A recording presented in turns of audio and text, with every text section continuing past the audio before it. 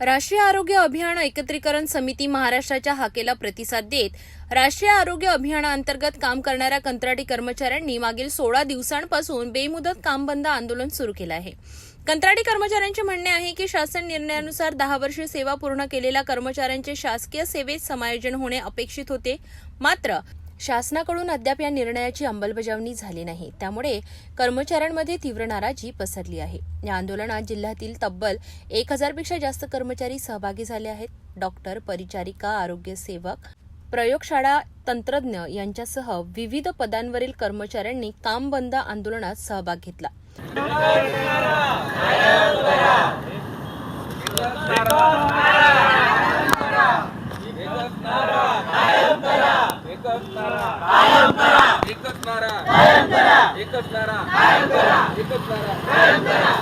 या आंदोलनामुळे ग्रामीण भागातील प्राथमिक आरोग्य केंद्रे आणि उपकेंद्रांमध्ये कामकाजावर मोठा परिणाम झाला आहे। विशेषतः पावसाळ्याच्या हंगामात डेंग्यू, मलेरिया, सर्पदंश, संसर्गजन्य आजार यांची वाढलेली तीव्रता लक्षात घेता आरोग्य यंत्रणेवर ताण पडत आहे। कर्मचाऱ्यांचे म्हणणे आहे की शासनाने त्यांची पिळवणूक केली असून वारंवार मागणी करूनही शासन स्तरावर ठोस निर्णय घेतला जात नाही। या आंदोलनाचा फटका थेट ग्रामीण जनतेला बसत असल्याने तातडीने निर्णय घेण्याची मागणी केली जात आहे।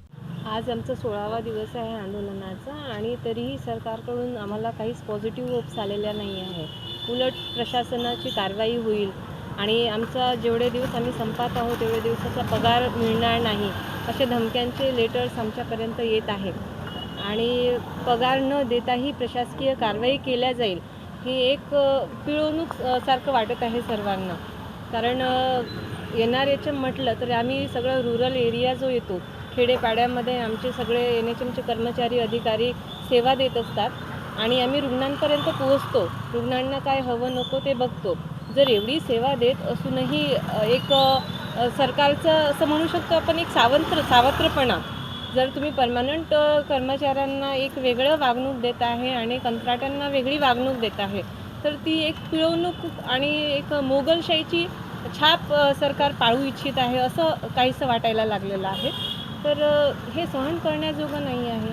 काहीतरी पॉझिटिव्ह होप्स त्यांनी आम्हाला दिला तर कदाचित या आंदोलनाची गरजही पडणार नाही।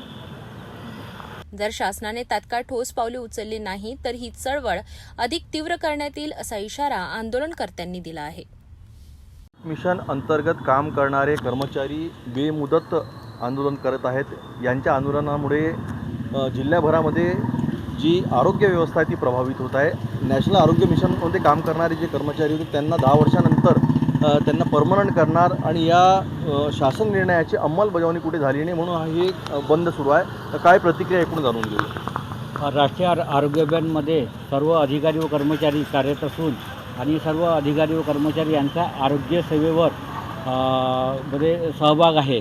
परंतु 2023मध्ये जे राष्ट्रीय आरोग्य अभियान अंतर्गत जो आंदोलन करण्यात आलं होतं त्याच्यानंतर महाराष्ट्र शासनाने 14 मार्च 2024 रोजी एक शासन निर्णय काढला।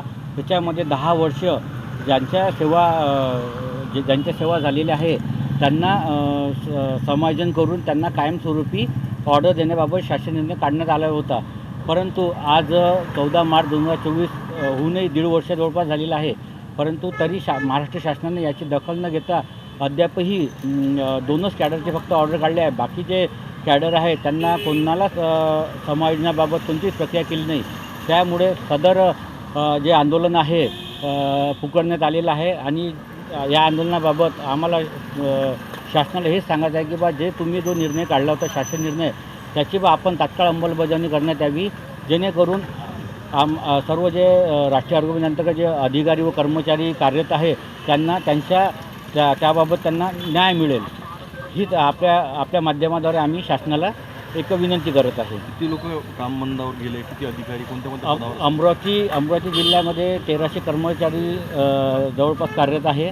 त्याच्यापैकी 1000 कर्मचारी संपामध्ये सहभाग आहे आणि राष्ट्रीय आरोग्यामध्ये प्रत्येक कॅडरमध्ये जसं समुदाय आरोग्य अधिकारी झाले, वैद्यकीय अधिकारी झाले, स्टाफ नर्स, आरोग्य सेविका ह्या सर्व आरोग्याशी निगडीत सेवा देतात। काही तालुका लेवलवर आहे जसं STS आहे, STLS आहे, ह्या सर्व जसं क्षयरोग आहे, ह्या सर्व रुग्णाशी निगडीत सेवा आहे।